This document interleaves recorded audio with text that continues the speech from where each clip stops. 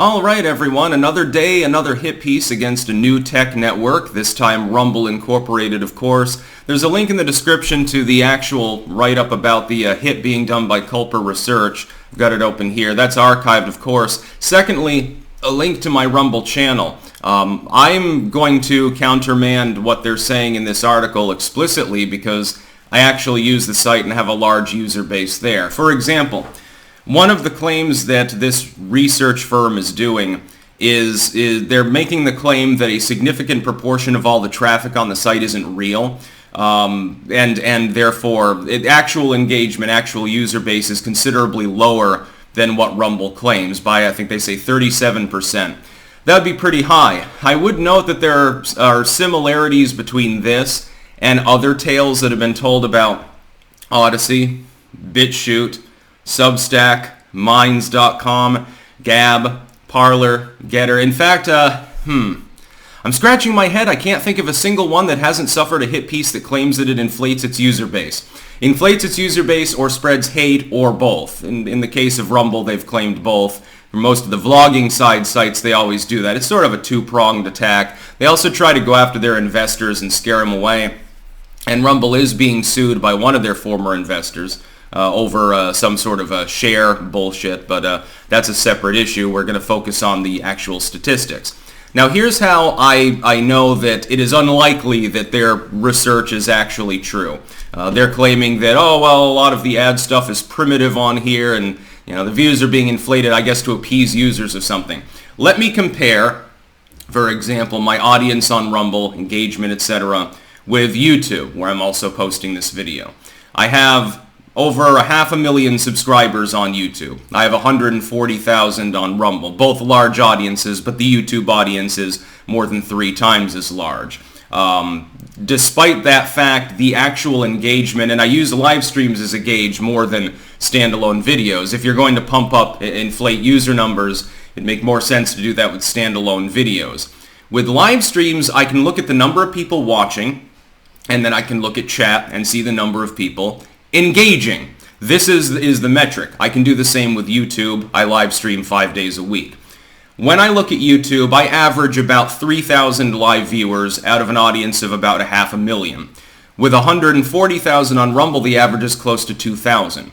So already you see a huge differential. The ratio of the number of people subscribed to the number of people that are engaging is much, much higher on Rumble. Now, you may say, well, that doesn't prove anything. That could be botting as well. Absolutely. I'm simply looking at the amount of actual engagement and the ratio. If the site were botted to all hell, I wouldn't, number one, expect that differential to exist. It could, but I wouldn't expect it. But I can also confirm it based on super chatting.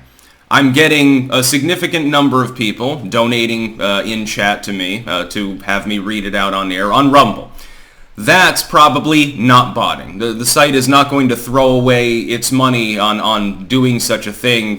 They would have to do it to many, many live streaming users, and Rumble has emerged as basically a live streaming competitor more than anything else at this point. They wouldn't be able to do that. Where would the amount of money involved and the payoff involved? Again, big discrepancy there, and I don't think that the Culper people have really called this into mind.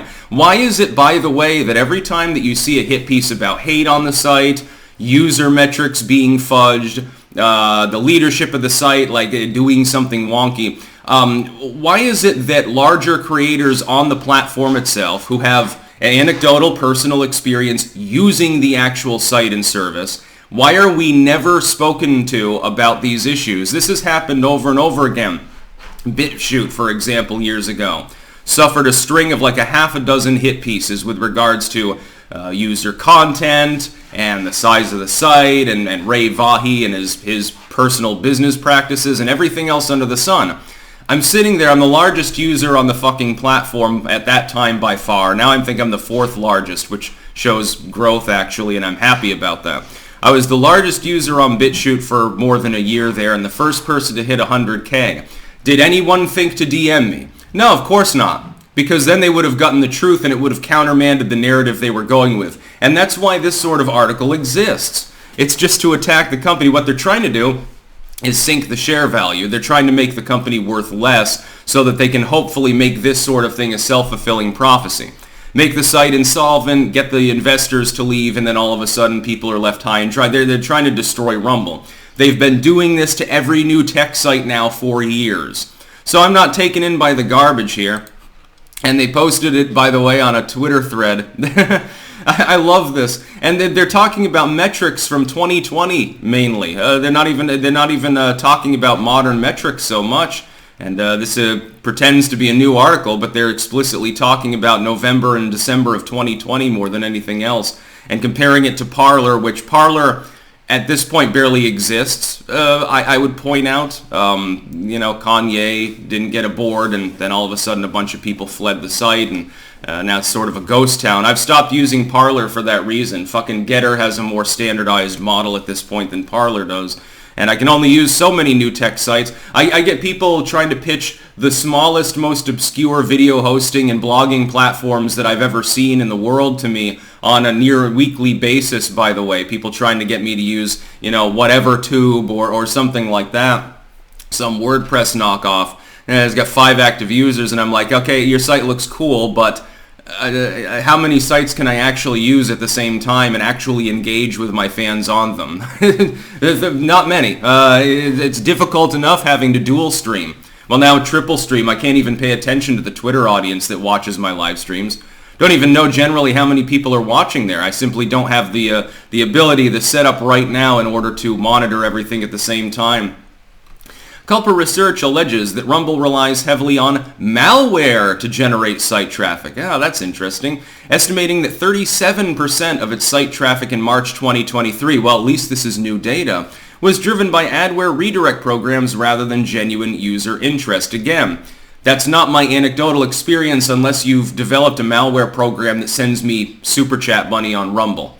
The differential is sheer. So I'm calling bullshit on that claim. I don't think there's probably is malware traffic on the site. Now do YouTube. How much spam traffic do you think is on YouTube, or Twitter for that matter? It is an enormous tidal wave. It probably is in the double-digit range for any site that has interest on it.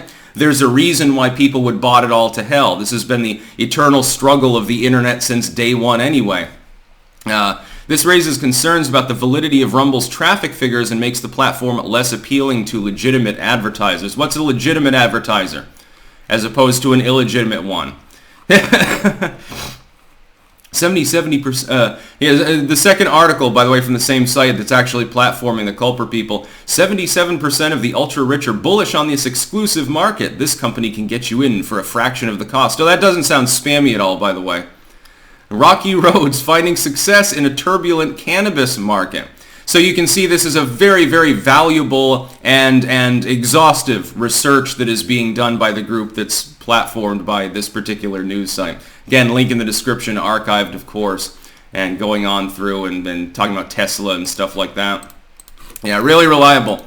Another Rumble hit piece. Why am I not surprised? It's because there is organic growth. It's because it is growing faster even than the other new tech sites, all of which are growing anyway, and so naturally they're going to take flack because they're over the target. I think, isn't the first Republican debate going to be specifically on Rumble only or some shit like that? I heard scuttlebutt about something like that happening. That'd be, I guess, a big deal. That's about all. Peace out.